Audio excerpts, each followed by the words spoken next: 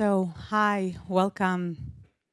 Good evening, and thank you all for being here as we gather to mark the 1 year anniversary of the tragic events of October 7th, 2023.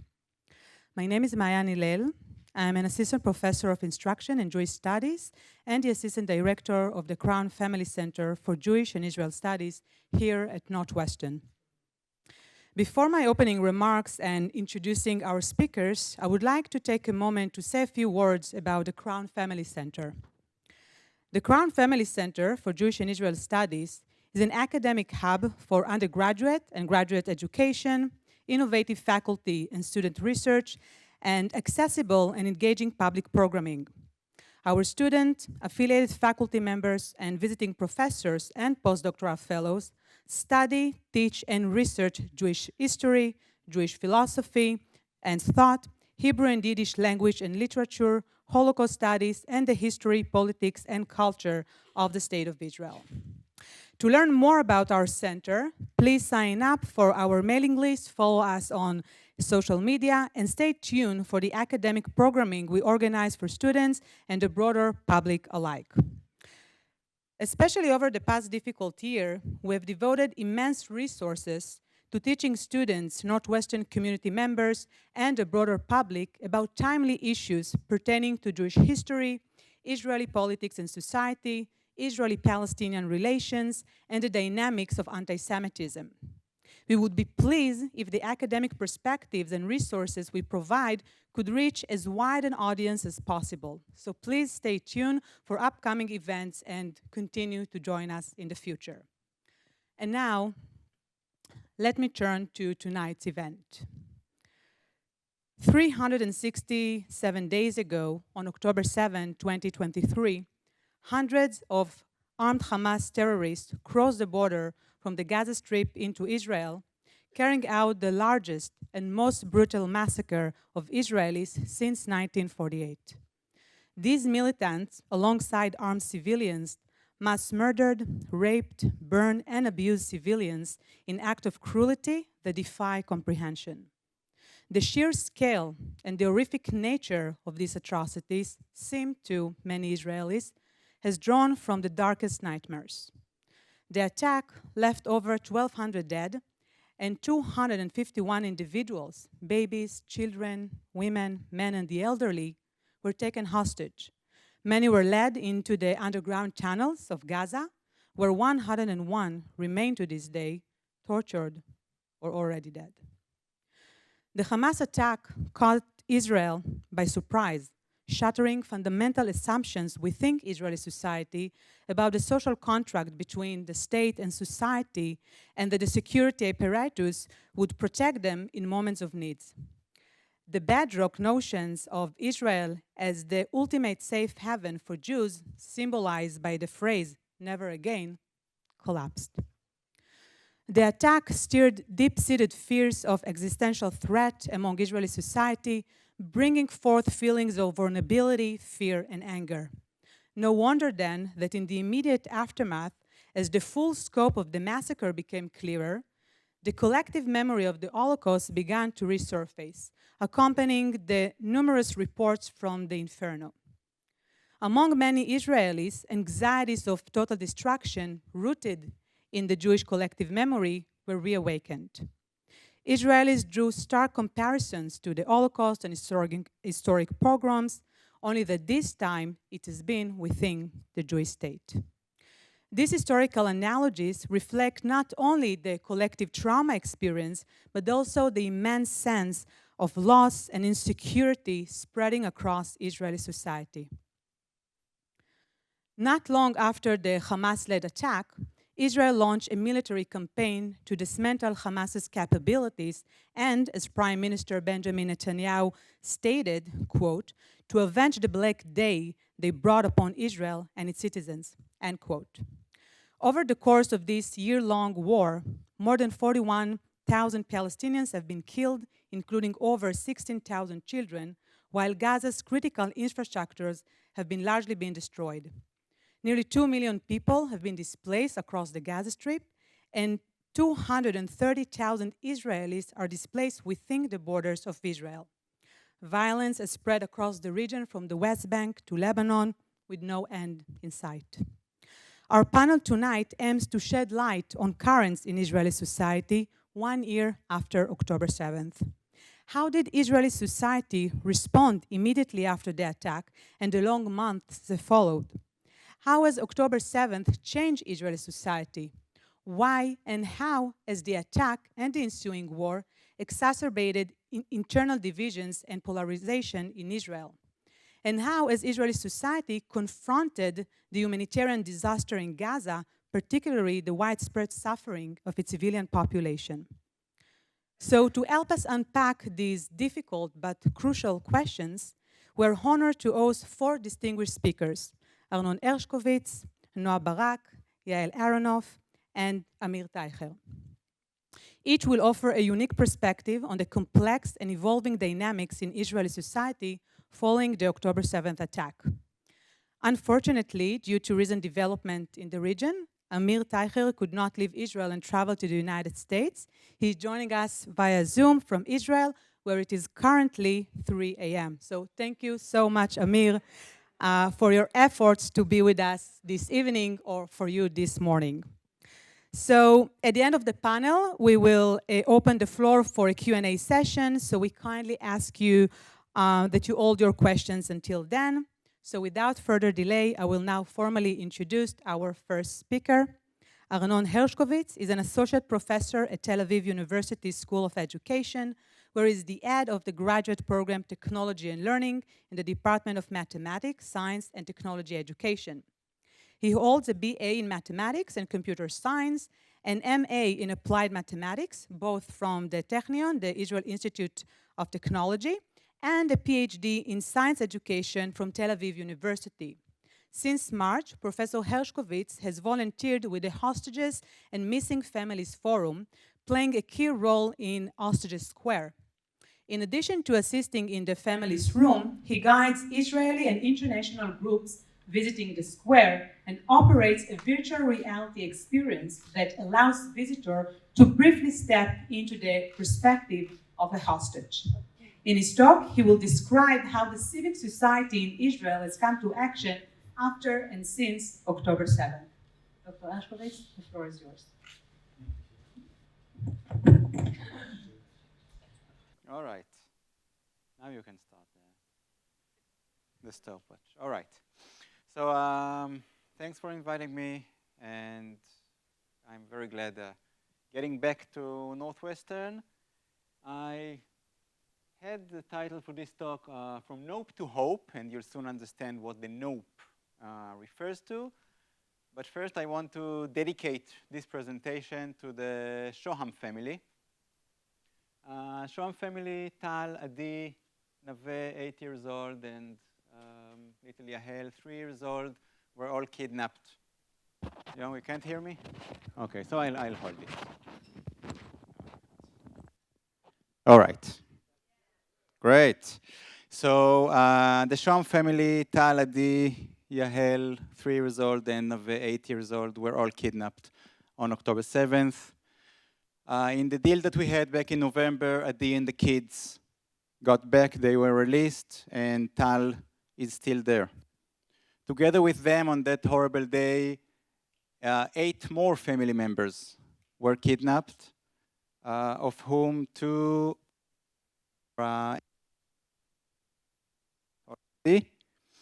and 3 of their extended family were murdered.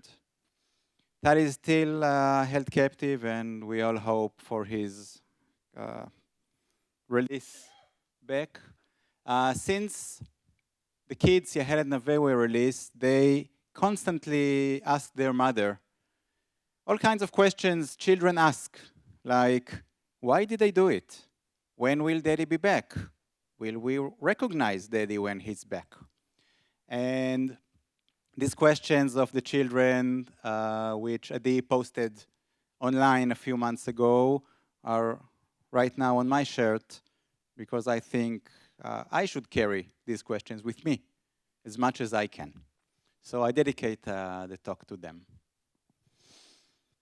I'll talk about my own impression of the civil society in Israel from my perspective, and mostly about the wonderful human spirit that we observe in Israel over the last year.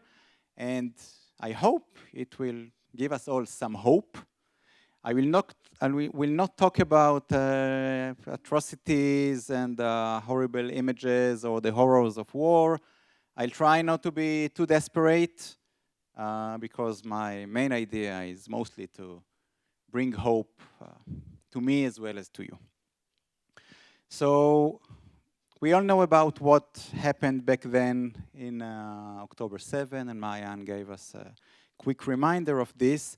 I want to jump to the nope, because immediately after the war, after the attack had started back in October 7th, we witnessed a big nope in Israel. When we ask ourselves, was the government helping in the very first hours, in the very first days? The answer is simply a nope. Was the army there in the very first hours, helping the citizens with the horrible attacks that were? The answer is, unfortunately, a simple nope. It took hours and in some cases days for the government to get to the people, to help them. And it continued in the following days because right after the attack started, people started evacuate from their homes, and they also needed help, and many other people who got hurt in that day needed help, and they got not much help from the government and from the official Israel. But here we get to the hope, because immediately on October 7th, like in the sense of hours and sometimes minutes, as you'll see, citizens filled up the vacuum that the government left. And these are like ordinary citizens, but for any person who hears their stories, they are extraordinary people.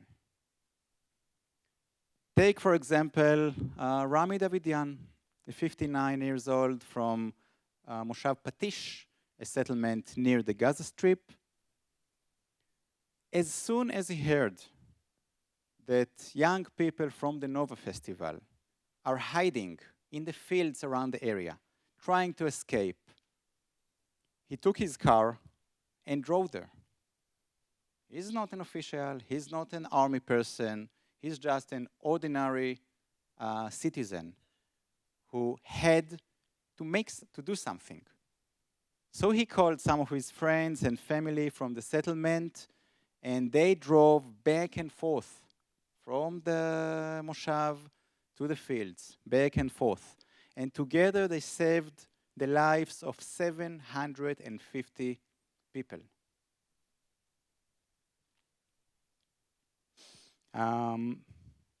Take, for example, his nephew, Oz Davidian, from the same settlement, who single-handedly saved the lives of 120 people from the Nova Festival, just driving back and forth from his home to the field, taking dozens of them in his car back to his house. And on his way, he was attacked by terrorists, and he fought them with his own gun. The circles are getting widened because the state of Israel immediately called people from reserve duty to come and help with the situation. However, it was Saturday, and on Saturday there is no public transportation in Israel. And the government wanted all these people to come and join the fights, but they didn't set up transportation. So this was solved in a very ordinary way, with just citizens volunteer to take soldiers from their homes to the bases. So hundreds of such rides were taking place on that Saturday and until this day. And then the soldiers found themselves fighting and doing whatever they were doing in their bases, but they were missing food, they were missing equipment because it was so, we were caught by surprise. So ordinary or extraordinary citizens volunteered to bring food, to bring equipment to the soldiers.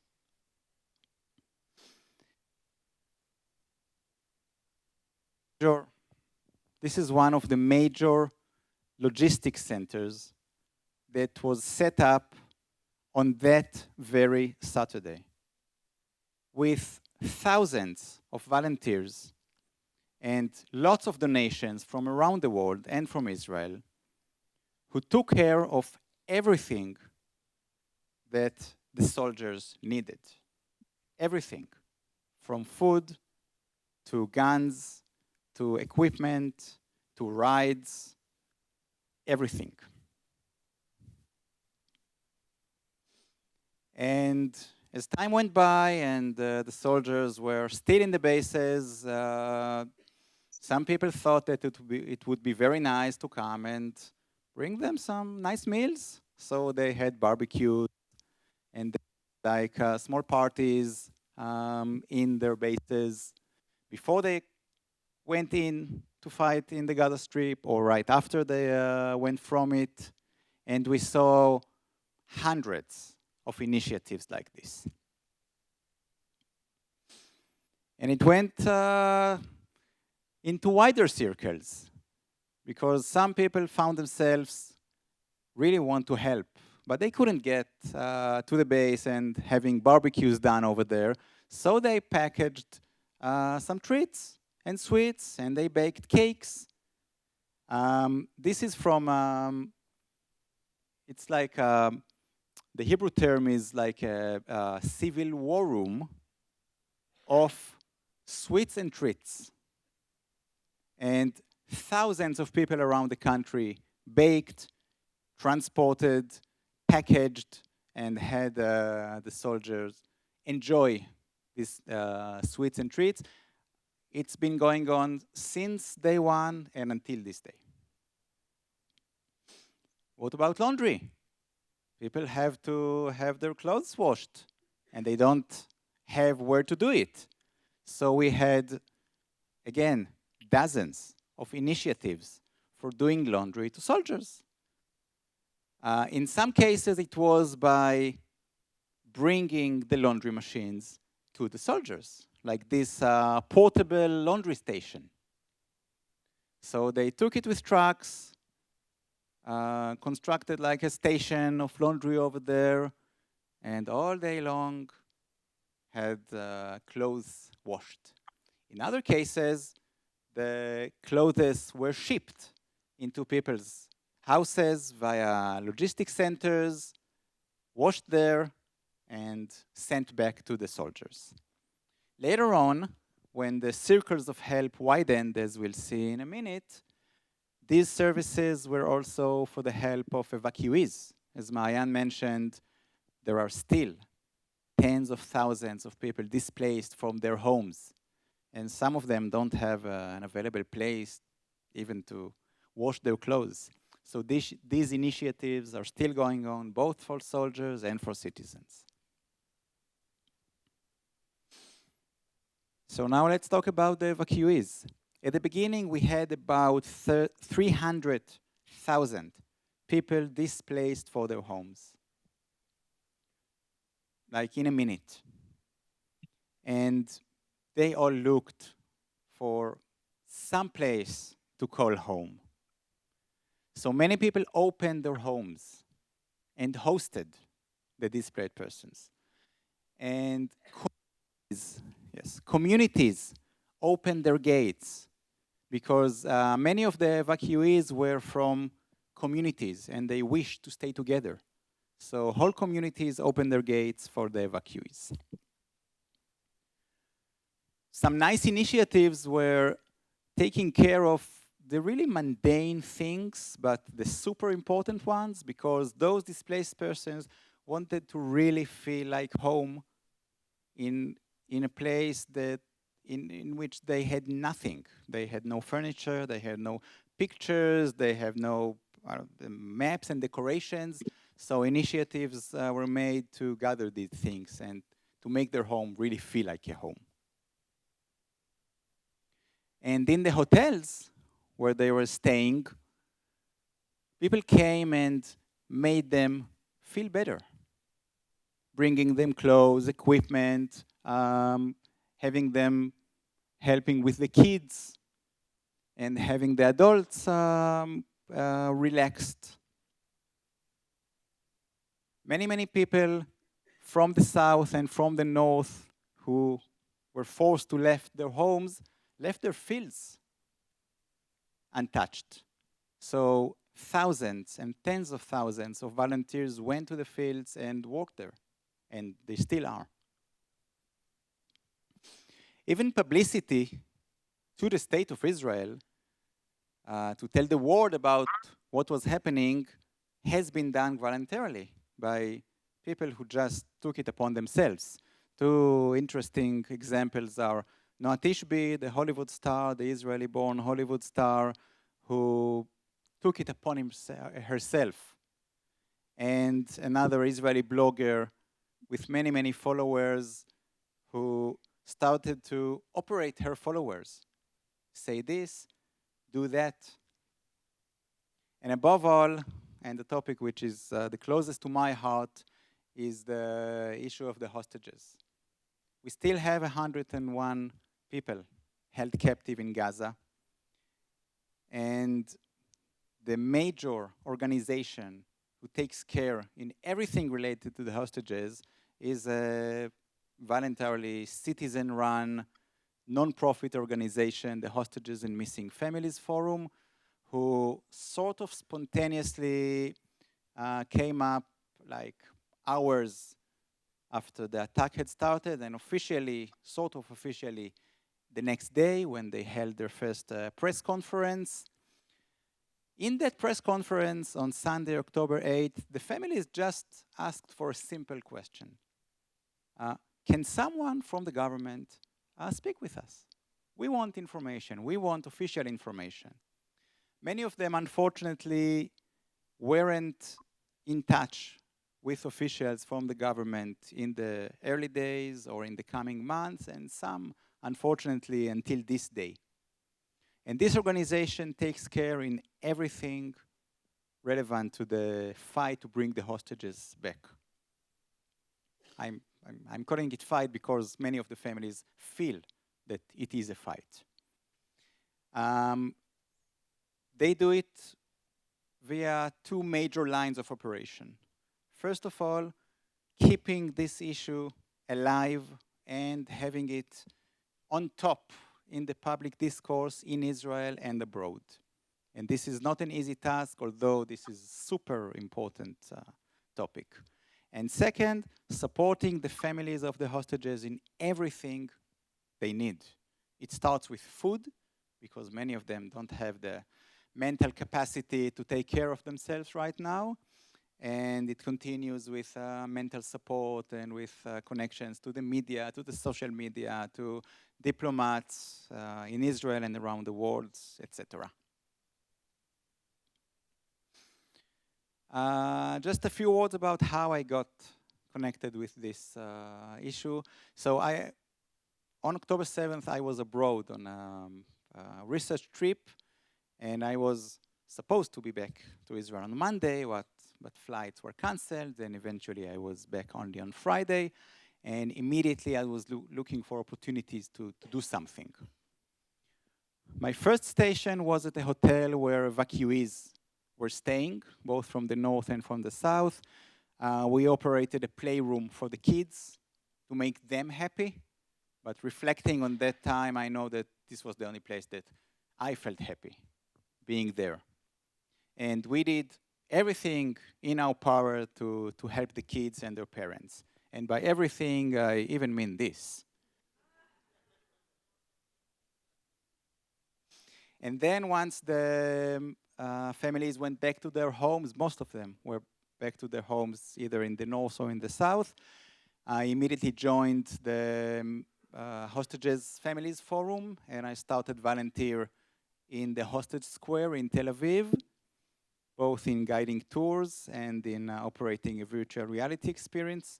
And I'm still volunteering there until this day. So I think it stopped working. I don't know why.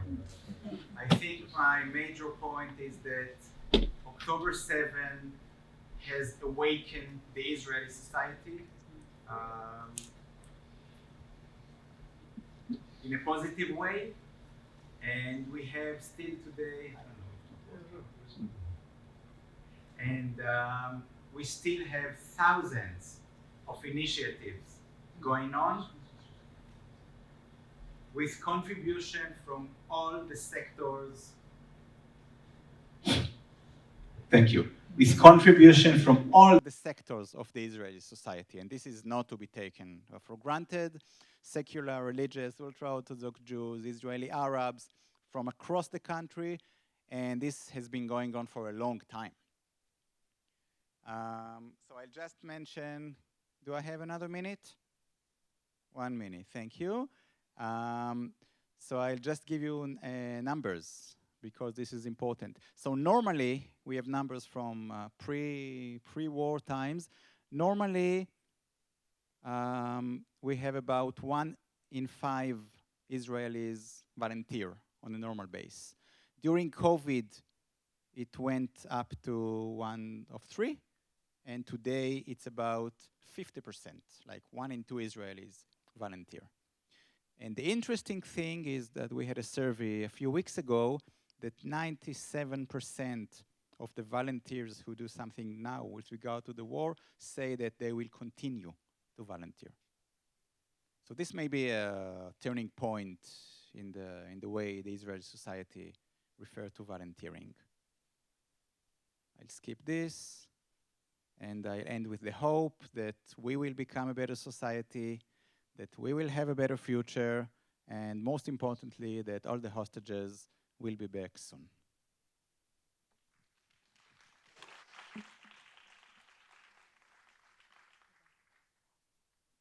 So thank you, Arnon, for your inspiring remarks.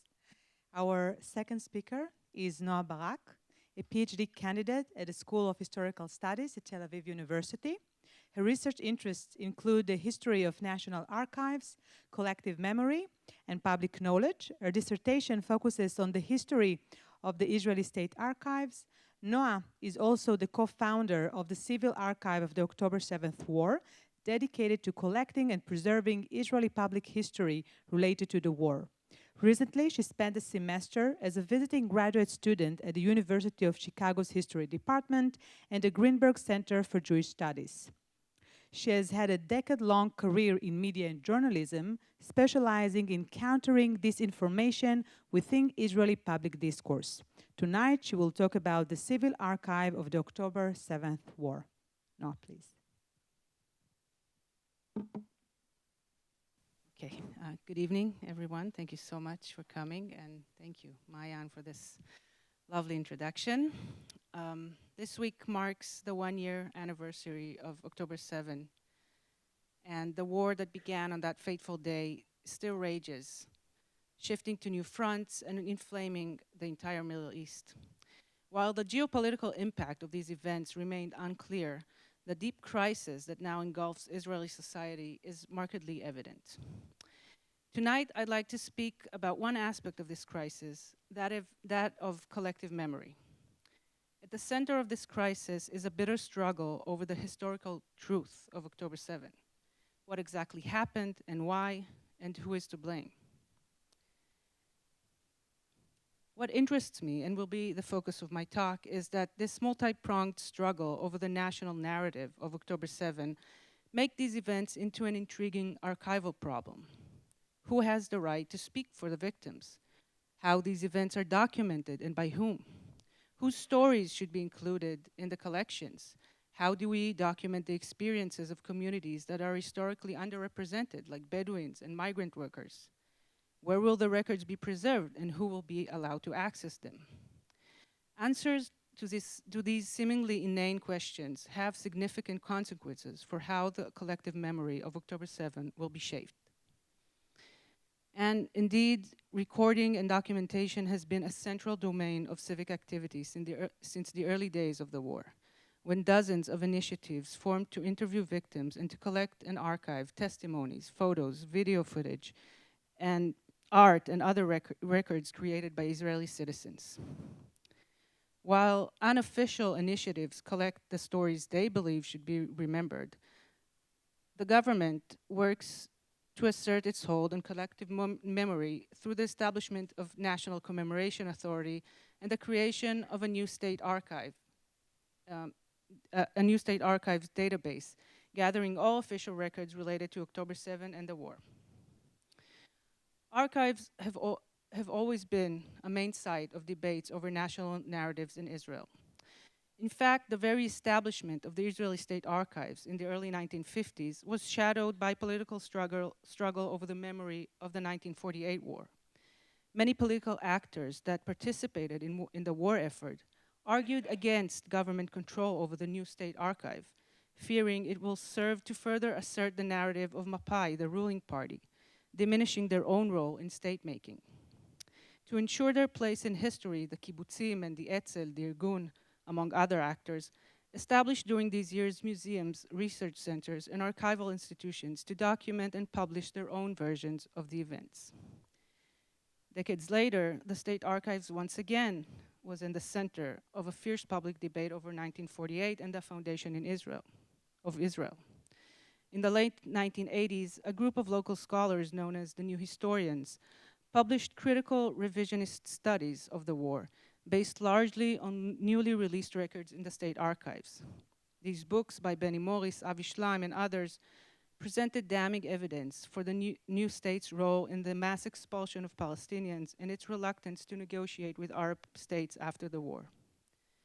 This historiographical break with the official Zionist narrative, which was often self-righteous and self-congratulatory, ended up challenging and ultimately reshaping the collective memory of 1948 in Israel and elsewhere. Though highly critical, this revision nonetheless relied almost exclusively on the state's own records. Institutional archives continue to be a major source for most historical research about wars in Israel. This was evident by the recent wave of new research about the 1973 Yom Kippur War, triggered by the release of new state records over the past decade. While war narratives do change over time, often reflecting badly on governments and leaders, the state maintains its legitimacy as the primary agent of war memory. This legitimacy came into question after October 7. This was clearly demonstrated in the recent vocal debate over the national commemoration ceremonies that were held 2 days ago. In late August, Minister Miri Regev, responsible for the official state ceremony, announced it would feature pre-recorded speeches and no live audience, sparking an outrage among affected communities and victims and hostages' families, who have become a powerful social movement over the past year. They argued that the format was intended to exclude them and silence their criticism. As one of them told the Haaretz, it is a cowardly government that it doesn't have the people, so they don't invite the people.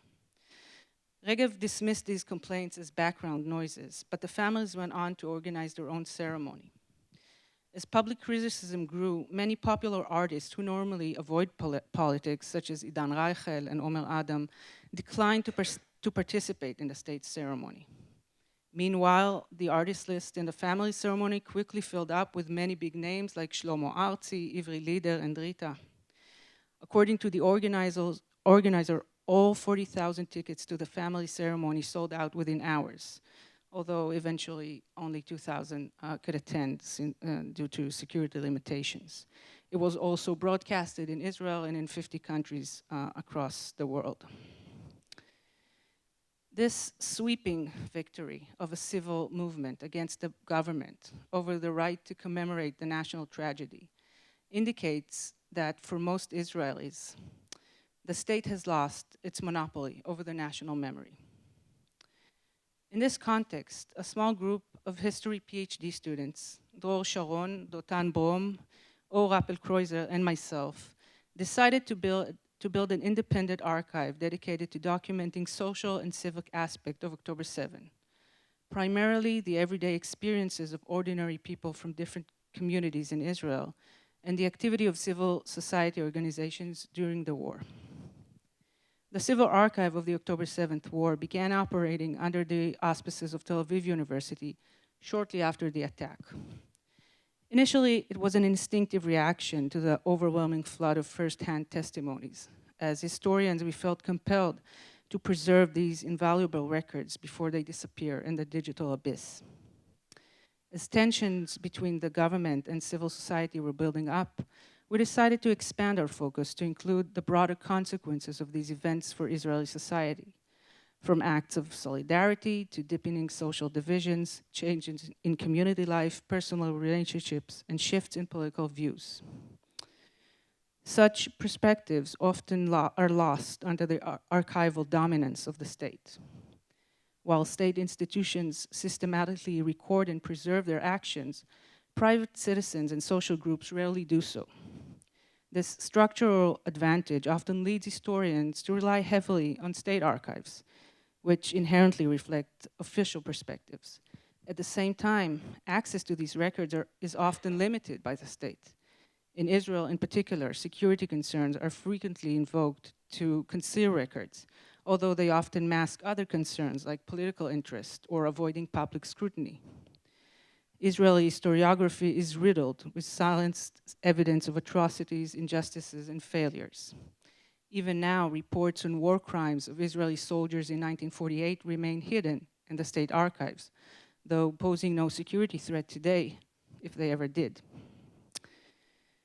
The goal of the Civil Archive is to create and preserve a comprehensive repository of historical records that reflects the experiences and voices of diverse social groups in Israel and provide a meaningful alternative to the narrative emerging from official archives. Reaching this goal, however, is far from straightforward. Though the division between official and popular narratives of October 7 is well documented, capturing the multiplicity of ordinary voices and experiences is a great archival challenge. Migrant workers, Palestinian citizens of Israel, and Bedouins have vastly different views of the war compared to the mainstream Jewish majority. Therefore, one of the Civil Archive's primary objectives is to gather records from the diverse groups in Israel, and particularly those that are marginalized or underrepresented in historical accounts. We also place emphasis on materials that highlight war-related social tensions, such as debates over the conscription of Haredim and Jewish-Arab relations. However, cultural and language barriers makes this difficult. We were not too successful with collecting records from ultra-Orthodox communities, for instance, as they tend to be very segregated and less involved in social media. Collaborating with Palestinian citizens of Israel presents particular challenge. Routinely discriminated against since the war began, members of this community have been facing public hostility, severe institutional repression, and restriction on free speech. Some who have publicly criticized the state or expressed empathy for people in Gaza ended up losing their jobs or even arrested for supporting terrorism. In such an atmosphere, earning their trust and gaining access to their record has been difficult to overcome. To overcome these barriers, we work to recruit members of different communities to help build trust and facilitate the collection of relevant materials. We also use technological tools to conduct large-scale scraping of social media that enables us to capture a wide range of voices, from small-town Facebook communities to teens' TikTok trends. Another challenge that we face is how to document the widespread civil initiative that emerge in the aftermath of October 7, and Anon just so vividly illustrated. You know, as Anon said, hundreds of thousands of volunteers and dozens of initiatives sprang up across the country. As Bedouin in Herat were packing supply box for evacuees, a network of Haredi women organized to visit mourning families. This extraordinary grassroots movement stands as one of the most significant social phenomena of October 7 that also underscores the profound weakness of the state and its diminished public sector. However, creating archival collections of these activities is difficult, as many of these ad hoc initiatives never documented their work or maintained systematic records. What they did leave behind, however, is a rich digital record trail that, if preserved in time, can serve to reconstruct much of their work and daily interactions. Google Docs, emails, shared calendars, text messages, all hold potential as valuable historical sources. One of our first projects was to develop methods and guidelines for these organizations on how to collect and preserve these materials as proper archival collections. Yet these born digital records, which comprise the vast majority of the records we collect, are fundamentally different from traditional paper records. The archival nature of digital record raised in recent years an entirely new set of challenges that preoccupies archivists worldwide. One of the key questions we grapple with is how to define the record unit of a digital document like a WhatsApp group chat, which is one of the most common means of communications in Israel, professionally and socially. Traditional correspondence, such as letters, have a clear record unit. Each letter has a standalone document with a specific date, sender, and recipient. A WhatsApp group is entirely different. Though it's textual, it functions more like a live conversation than an exchange of letters. It includes multiple participants, ranging from 3 to hundreds who join and leave over time, and it often contains overlapping conversation. And this is part of a chilling WhatsApp chat between a group of mothers in Kibbutz Be'eri crying for help during the October 7 attack. How can this endless scroll of communication, sometimes spanning years, be transformed into a coherent archival record that allows future researchers to trace the issues, events, or individuals they seek? Should it be broken down into smaller units, and if so, by what criteria? Date, topic, the length of the conversations. These are not mere technical concerns. Every such decision in the archive puts records in specific contexts that may affect how they are understood in the future. These challenges are indeed immense, but they also offer a unique opportunity to reimagine what a civil archive can be. While in the past, social sources were often scarce and limited to certain groups, today almost all people document their activities, interactions, and personal views on an unprecedented scale. This plurality of voices, drawn daily from all corners of society, will enable future generations to reconstruct a complex, diverse, and nuanced portrait of civil life during this war, not merely through the lens of the state or of dominant social groups, but through the perspective of all those impacted. And one final note. While this talk is centered on the memory of October 7 within Israeli society, the current war is far from being an internal issue. It takes place within a broader context of a decades-long conflict between two peoples who perceive and are affected by the war in profoundly different ways. In recent decades, archives have played a vital role in conflict resolution around the world. It is my hope that the various archives emerging from this war may, in time, contribute to resolving the Israeli-Palestinian conflict, restore justice, and foster reconciliation between these two peoples.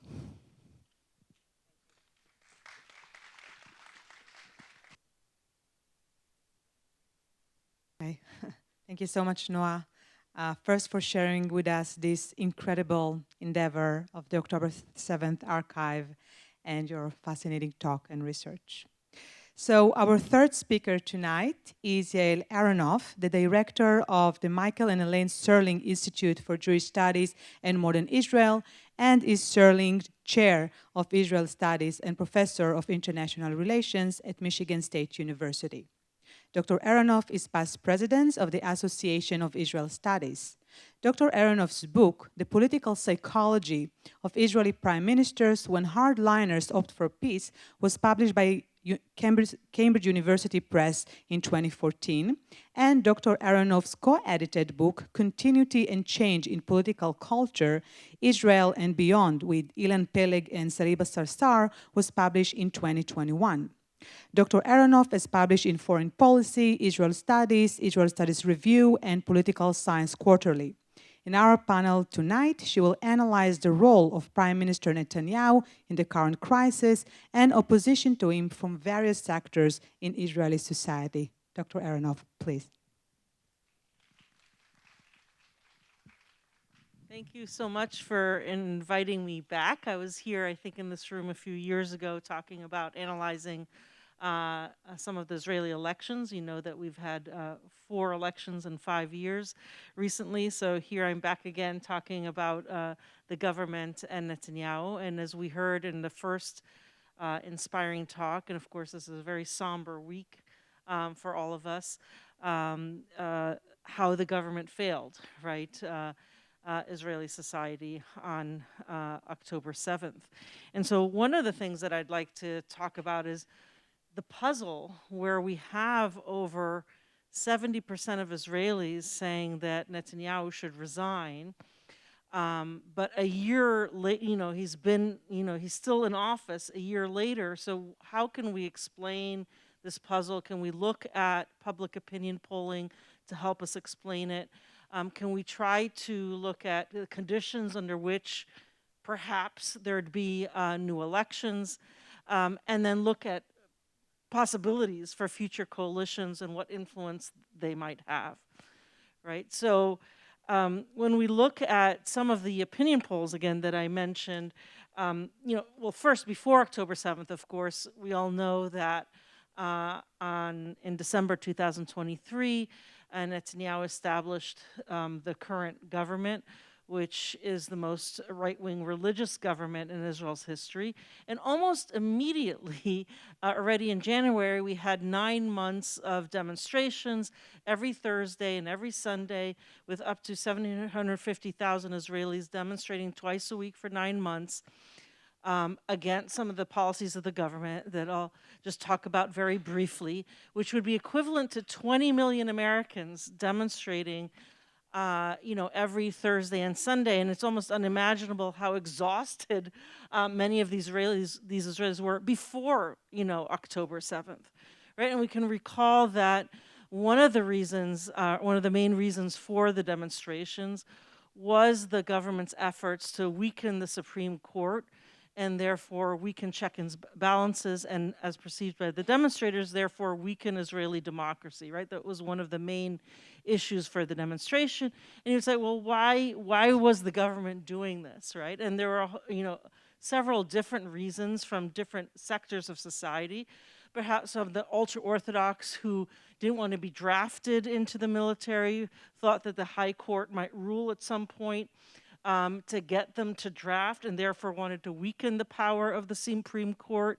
You might have some religious Zionists who are supporting settlements in the West Bank, thinking a strong Supreme Court might kind of curtail kind of some of their efforts in the West Bank.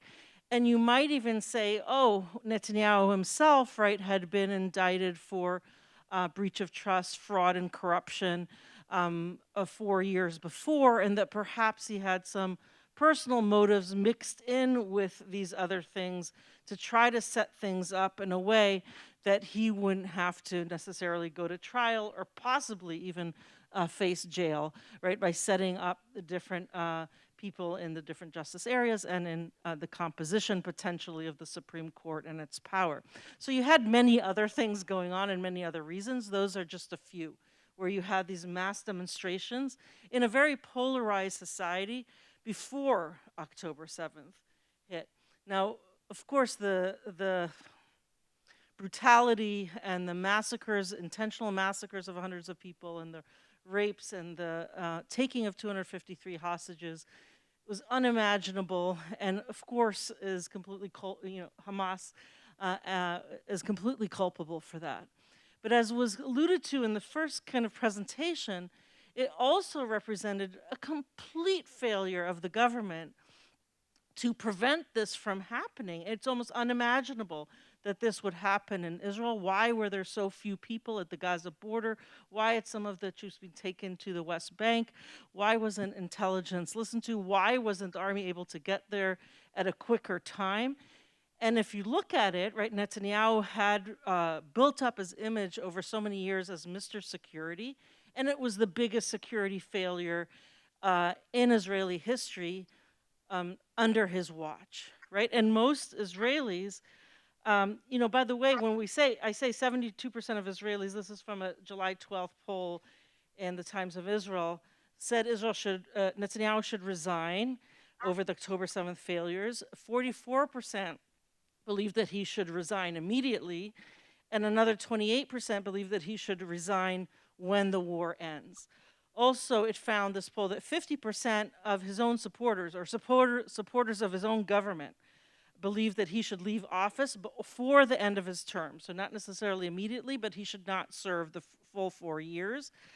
And that they really, of everyone that you could hold responsible, obviously besides Hamas, but in terms of preventing Hamas from being able to cross the border in this way, the vast majority, put the majority of the blame on Netanyahu. So 39% of Israelis say that he's the most responsible, and then less than half of that, the next lower responsibilities, 18% said the former military intelligence chief Aaron Haliva was mostly the blame, and then 10% said IDF chief of staff Halevi, 7% Shin Bet, and so forth. But the vast majority there was much more blame on Netanyahu than anybody else. And if you recall, right, Yitzhak Rabin resigned as prime minister in the 1970s over what? Does anyone remember? Yeah, what was can you let us know what was the bank account issue? Yes, sir, here you go. His wife had a few $100s in a bank account. I mean, $2,000, something like that. His wife had a U.S. account. Wife wasn't supposed to have money in a U.S. account. So over $2,000, his wife did, not that he did. The prime minister of Israel resigns in the 1970s.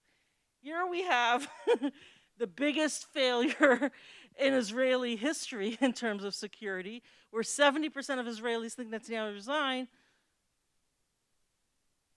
And so part of the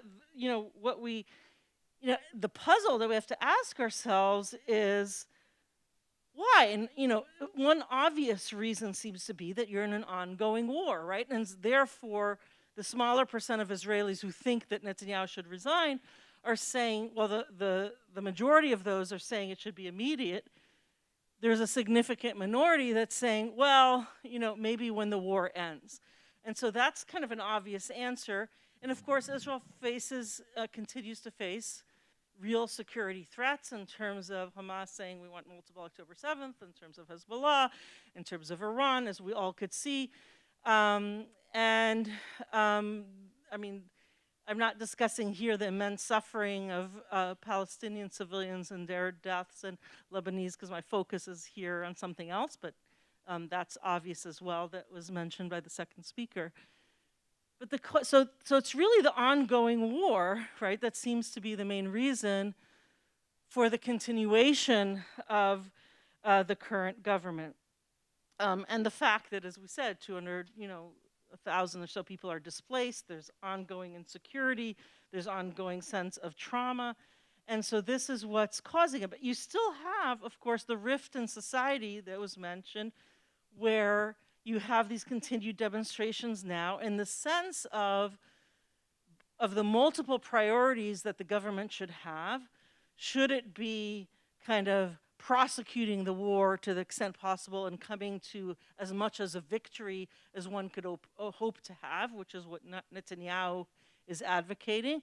Or on the other hand, others in the government, whether it be Gantz from the National Unity Party or some in the Defense and Intelligence Departments, and certainly the Hostage Family Forum that we heard about, are all saying, well, of your multiple priorities, it's really the release of hostages that should be the paramount priority when those priorities possibly conflict and there's trade-offs between them.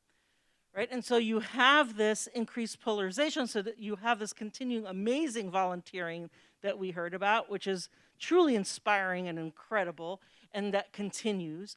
But on the other hand, the Israel Democracy Institute, in its recent a year later opinion polls, showed that the sense of togetherness among Israelis, the perception of togetherness, has actually really dropped to something like 26%. Despite all the, the continued collective societal efforts, right? So something is going on here where there's continued polarization and disaffection and disillusionment, in addition to and alongside, right, the amazing collective continued efforts that we've heard about that are truly ongoing. So, it's really, gets one to question that there's no question, I'm saying get to question, no question. There's no question, right, that Sinwar violated the initial ceasefire on October 7th in a big way. Also maybe violated some of the promises for the ceasefire in November and perhaps contributed to its unraveling. And perhaps today is not interested in a ceasefire at all and would prefer a regional war and prefer his own political survival and also physical survival and so forth.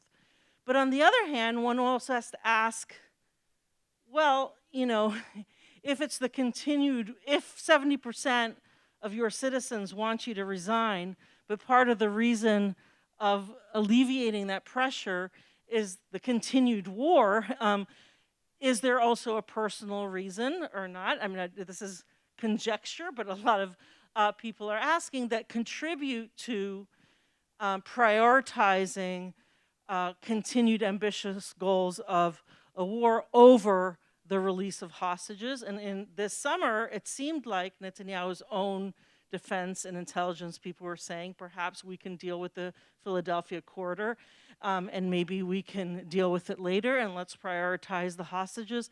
And it didn't seem at different moments that Netanyahu was willing to do what some of his own advisors were suggesting. So perhaps there are personal motives in there as well, that, for months now, polls show that if there were new elections, this government would fall. I mean, for months, the polls are showing that Gantz's National Unity Party would have at least 4, 5, 6, 7 seats, depending on the polls of the month, higher than Netanyahu, and that Israelis would favor Gantz over Netanyahu.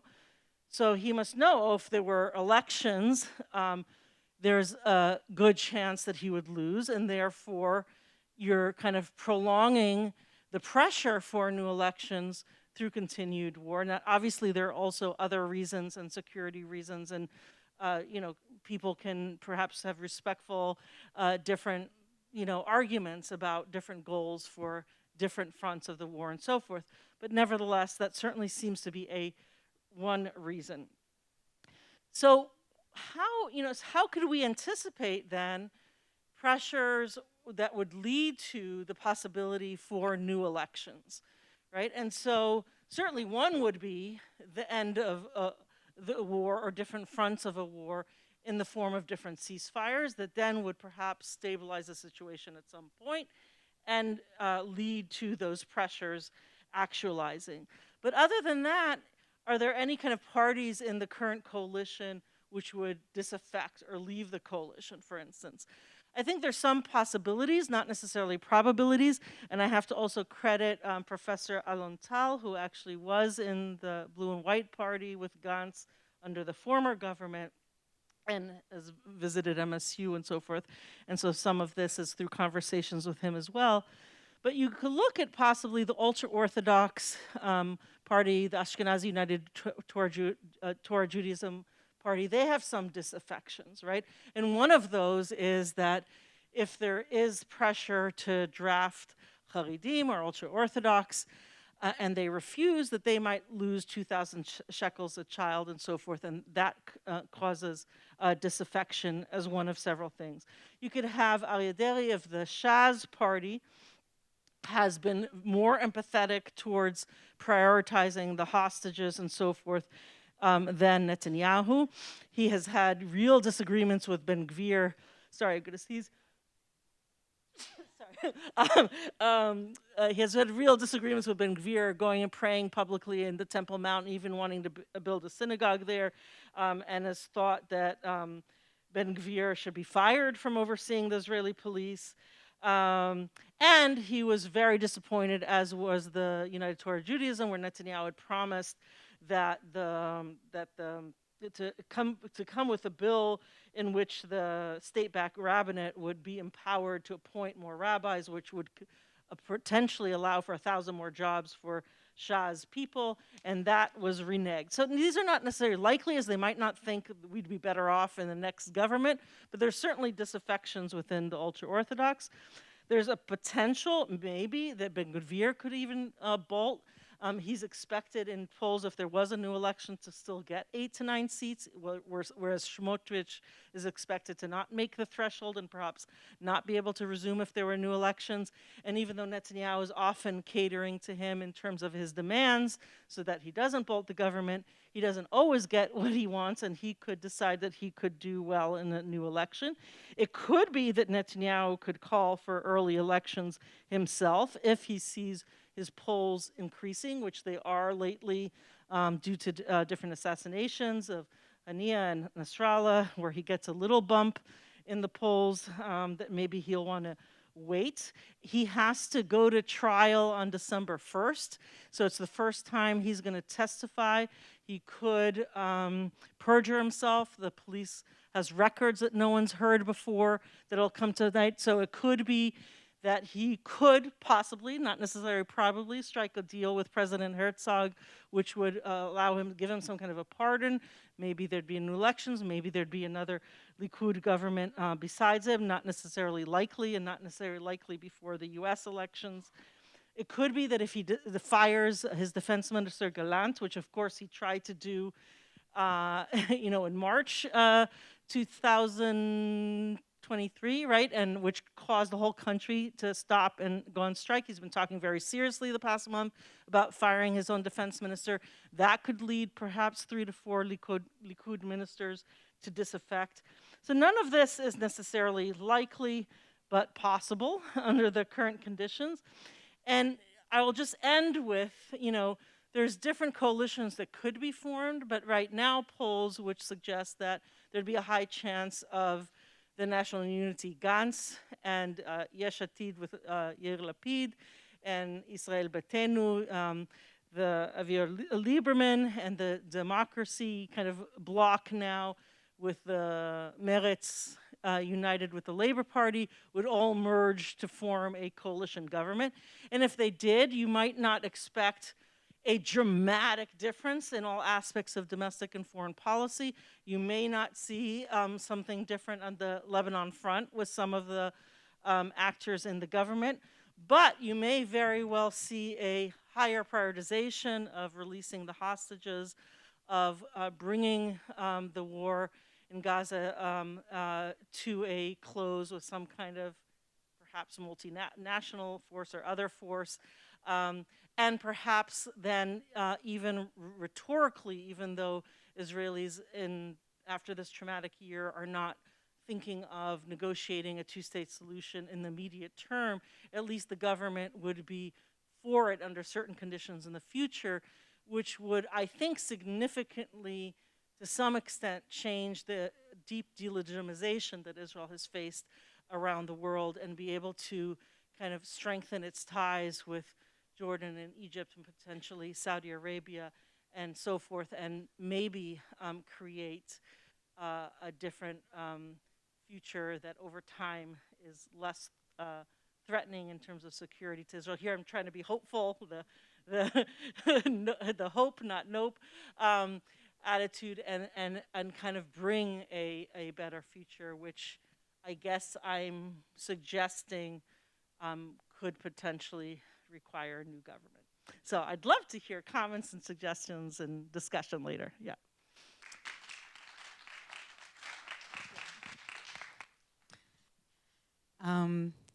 Is it yours?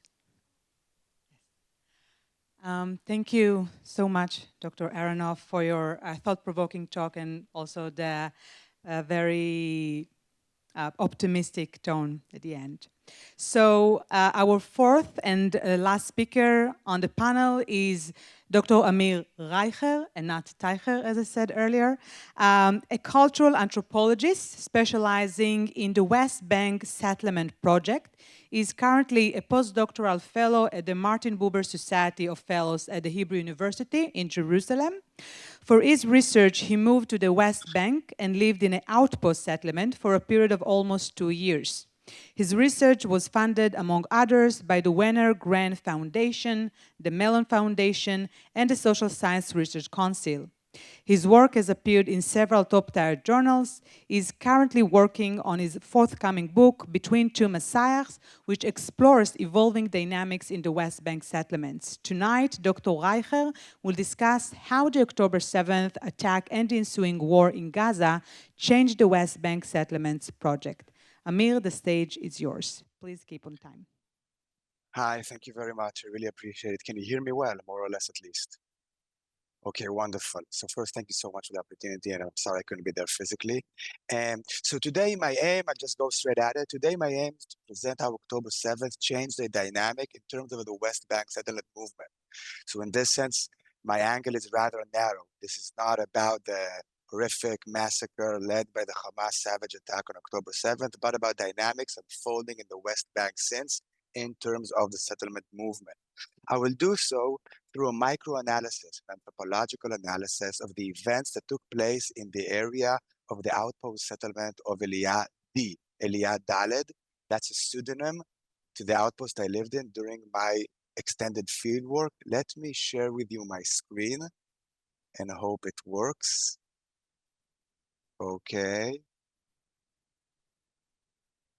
Can you see this image? Yes.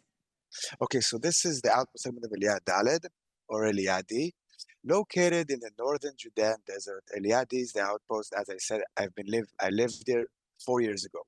Since October 7th, I have followed closely the developments that amid the war took place in the area of the outpost. Today, I will share with you some of these developments. I argue that they reflect a broader process that has been taking place throughout the West Bank since the war's outbreak. A quick explanation about what are the outposts. On the right, you can see a normalized settlement, a regular settlement which resembles suburban towns. Outposts, on the other hand, it's the image over here. This is the house I lived in during my field work. Outposts, on the other hand, are small communities, typically consisting of a few dozen families, established deep inside the West Bank territory with the aim of taking as much land as possible. They are usually isolated, located on remote hilltops. In order to reach Eliadi, for example, you need to drive about 20 minutes on a rough gravel dirt road. Unlike the legal settlements, quote unquote, the outposts are considered illegal, informal also by the Israeli state, while at the same time, behind the scenes, they are being supported by different state agencies. In this context, the outposts exist in a kind of a legal liminal limbo, between illegality and legality, between approval and disapproval. Eliad Daled, Eliad D, as the letter D indicates, is part of a ring of outposts and settlements dedicated to take over the northern Judean desert area, about 20 kilometers southeast of Jerusalem. Over here to the east is the Dead Sea. Over here to the west is Bethlehem, more or less. And so when I arrived in 2019, there were 4 settlements in this cluster. Elia, apologize, just a moment. Elia, the mother settlement, was established in 1975. Then Elia B and Elia C. Can you see the marker of my marker? Okay. Elia B and C were built in the mid 1990s. Then Eliad Daled was established in 2001 with the outbreak of the First Intifada. And then in 2019, in this dot, Eliya E was built. So you see a continuous expansion towards the east in a competition with the Palestinian village. Now, everything you see around here are Palestinian village, and this village is the adjacent one to the outpost, which the settlers kind of try to compete with the Palestinians about who will take over the desert. So this is an image from Eliya D to Eliya E. So just here you can see how it looks like. So this is the desert, and the settlers kind of try to go deeper into the desert and to block the adjacent Palestinian village. So this is the general context. Now, this is an image from the outpost towards the village. Over here on the horizon, you see the outskirts of the Palestinian village. So over the years, there were sporadic conflicts between the settlers and the Palestinians over these agricultural lands, which the Palestinians rightly insisted on their right to work on. Eventually, about a decade ago, an agreement was reached, allowing the Palestinians to access these lands, in effect to maintain their control, their ownership over these lands. And so here is the outpost, and in the background, you see these lands. The space then between the outpost and the village, these borderlands, as I call them, became a kind of rural background of the outpost, where you could see Palestinian shepherds taking their flock and tending their olive groves. This was the outpost landscape, what you look at, but rarely venture to. And then came October 7th. On the night of October, now we're diving into what's been unfolding in the past year. On the night of October 7th, practically all the families fled the outpost. They were scared. Sarah reflected, we were afraid. Sarah, one of the outpost members, we were afraid they're going to descend on us from the village and kill us. When I came by 3 weeks later, most of the families already trickled back in, but the atmosphere was still heavy with fear. The war was raging, as it still is, and for the first time, I was genuinely scared driving into the West Bank, the places I've been countless of times before. I arrived before Shabbat, and I headed straight to the synagogue of the outpost. Unlike during my time living in the outpost, now almost every man in the community was armed. Not only that, but many of them were dressed in proper IDF uniform. And they weren't just carrying their private guns, but they had rifles, M16s, grenades, full military gear, even helmets. I quickly learned that the community members were not just dressed as soldiers. They had, in fact, become soldiers. How so? Now look, in many communities in Israel, there is what is called the Kitot Konenut, first response teams. A Kitat Konenut is kind of like a community watch made of volunteer residents whose role is to protect the township in case of a terrorist attack. These teams exist throughout Israel and became very famous on October 7th for the courageous battles the kibbutzim in the Gaza envelope conducted through these Kitot Konenut. Yeah, they basically stood alone as the army didn't arrive, as previous discussant mentioned.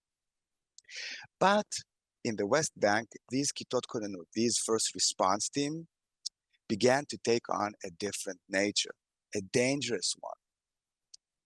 As was the case in Israel at large, after the October 7th massacre, legible men in the outpost were drafted as reserve soldiers.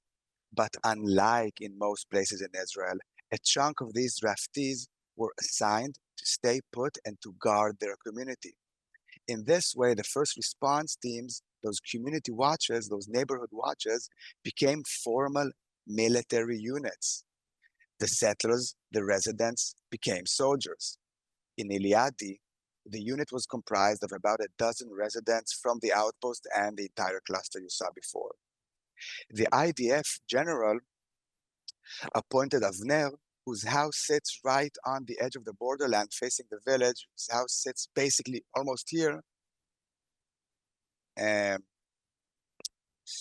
be the unit's commander.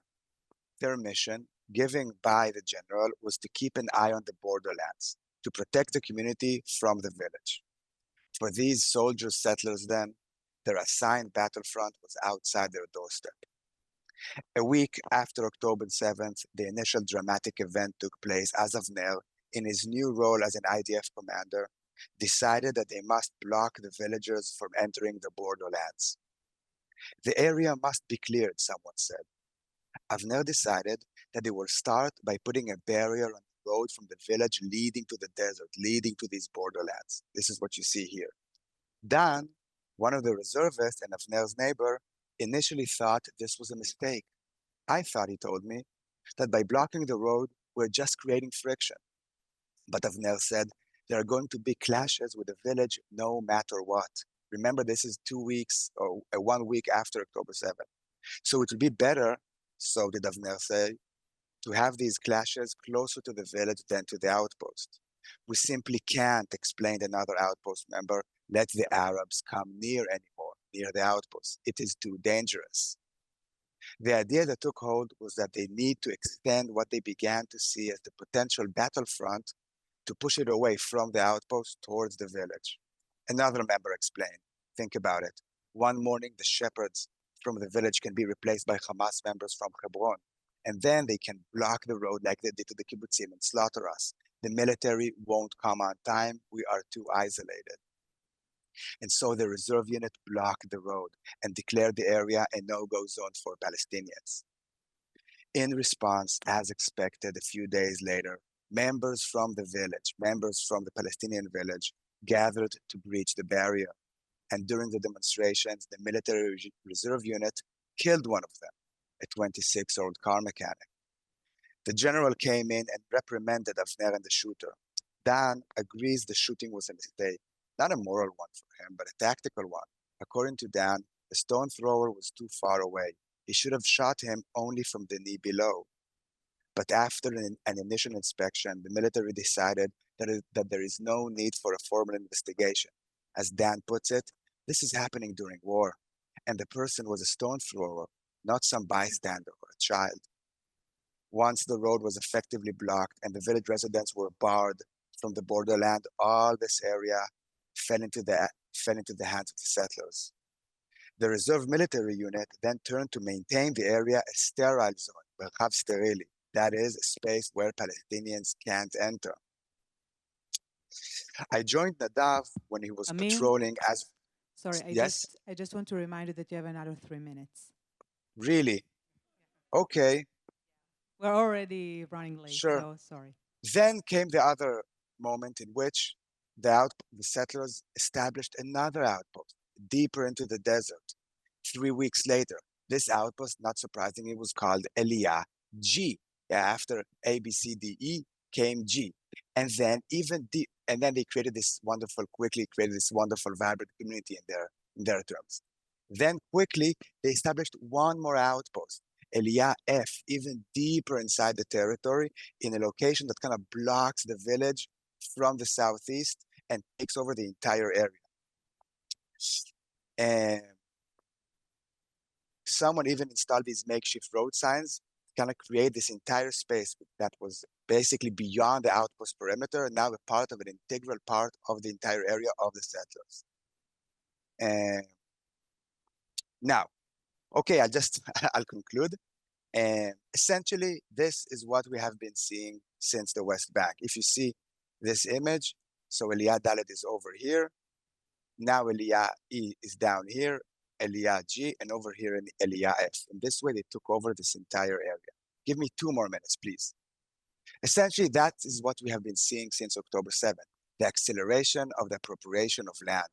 We saw how amid the war, this is done through a radical dynamic by which the Kitot Konenut, the first response teams, have been militarized, settlers transformed into soldiers. Put plainly, now as soldiers, it becomes easier for them to block Palestinians to take over land and to kill. This also marks a structural change in which the outposts are becoming embedded within the state. Now, to conclude, I want to point to another dynamic, a broader one that I think reflects changes in Israeli current society. For many years, the intractability of the Israeli-Palestinian conflict has been explained by the fact that it is about so many things. It is a national conflict, a religious one, ethnic, historical, some say civilizational, others say colonial.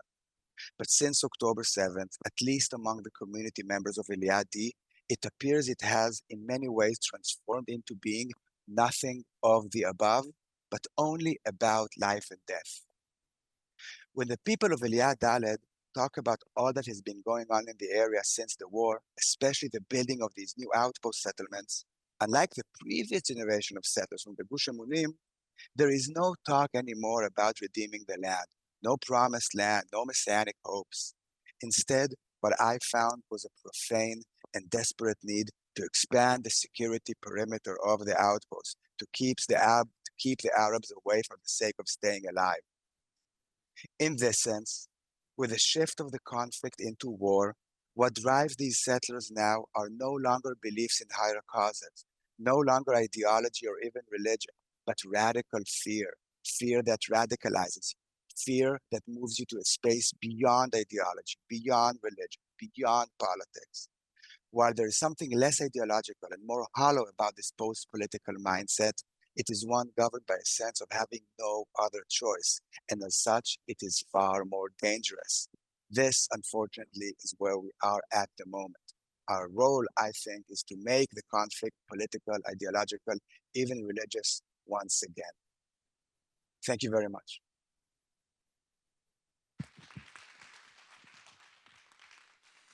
Thank you so much, Amir, for your fascinating talk, and especially given that it's middle of the night and it was really super focused and you've heard very fresh.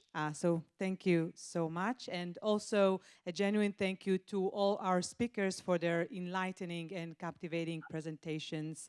So I know that we're running late, but I'm inviting our speakers for a Q&A session. Please keep your questions brief and phrase as questions. So please.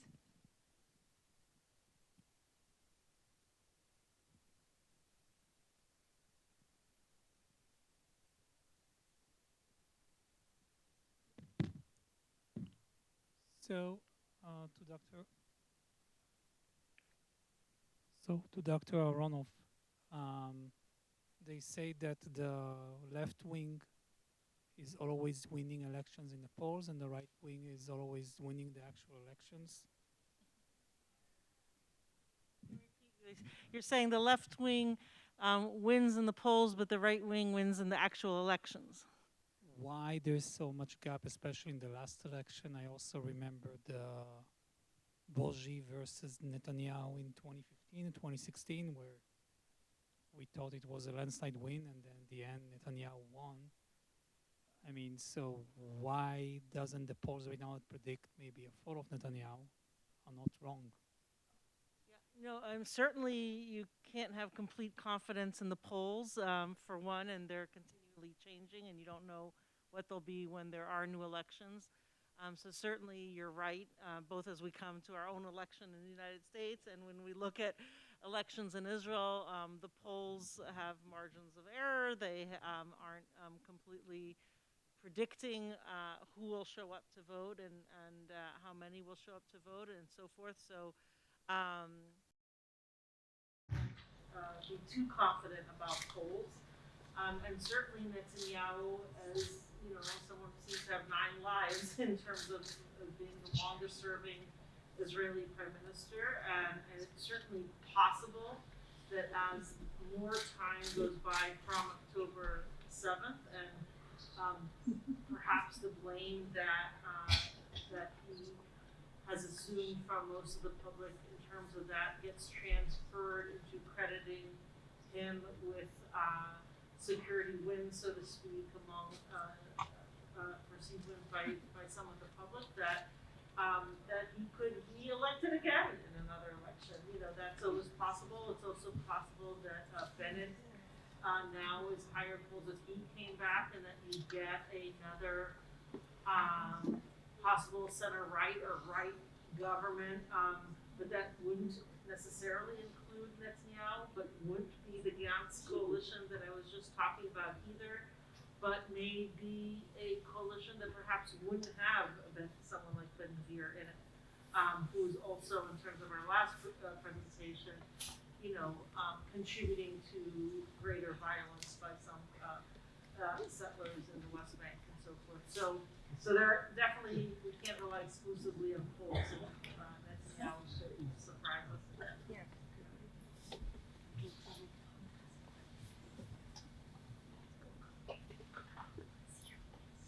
Thank you so much. No?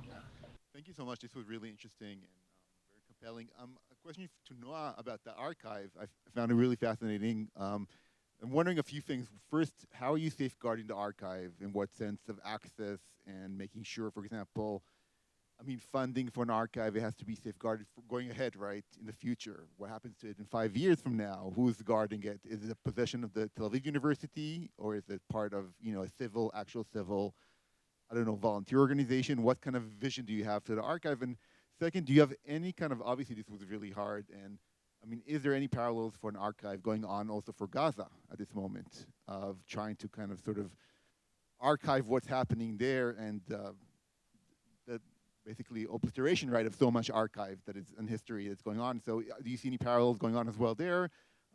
Is there any relationship? I'm guessing probably not, but do you see any connections kind of being drawn across? Thank you. Is this, oh, that's working. Well, regarding the first question, that is, of course, a painful question. Raising funds for a project like this is always very, very difficult. This is, in fact, in the past few months, been our main mission. An archive is, as you said, it's a long-term project, and we do need to ensure at least, 5 years ahead, but 5 years, you know, archives are some of the materials will not be even released for, you know, viewing in the next 30 years for privacy issues and so on.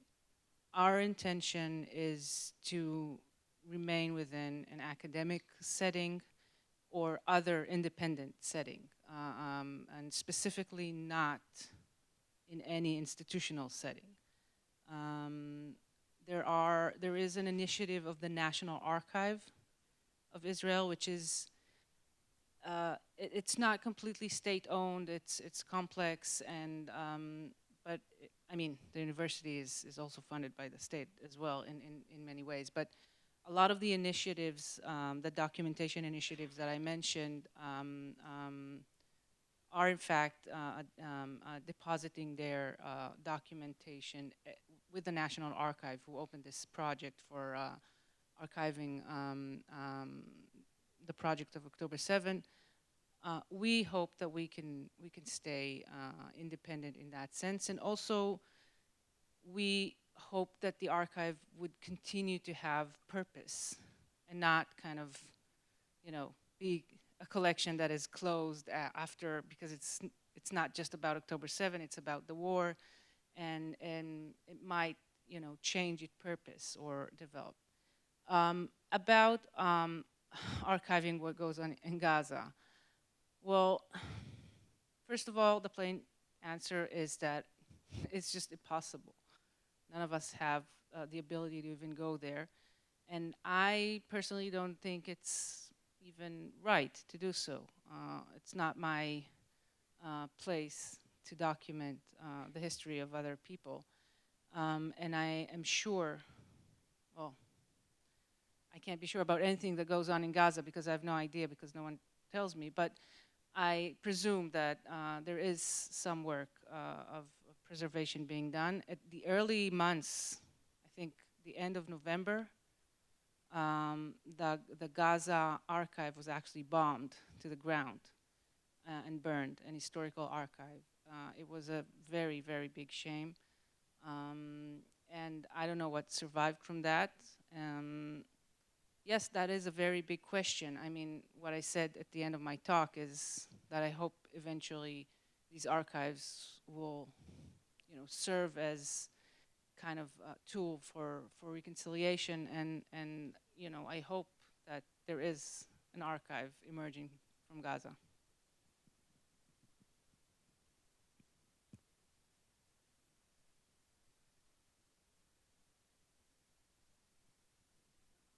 Amir. I'm personally concerned about understanding the concept of settlement of the West Bank. It was from the beginning, and it seems to be extending more and more every year. What is the average Israeli, or the total Israeli concept of settlements on the West Bank? It almost seems like they're looking from the river to the sea.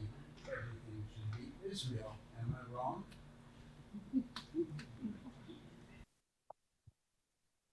You mean in terms of the settlers themselves or in terms of Israeli part? Should I answer or should I wait for other? No, I'm just the idea of settlements. I mean, it begins with the original UN partition map was. It seems to be condensing whatever is left for non-Israeli citizens. What is the long-term goal for the West Bank as far as Israelis see it today? I'll answer very briefly. That is the biggest political debate in Israeli society in the past 50 years. Some people say we should maintain the West Bank out of religious motivations. Many people say out of security motivations, and other people, let's call it the liberal camp, say that Israel must give the West Bank also for moral reasons and also for practical ones. Because if Israel stays in the West Bank, it's either an apartheid state or it becomes a one state, and therefore not a Jewish state anymore. So yeah, that is the big debate in Israeli society indeed.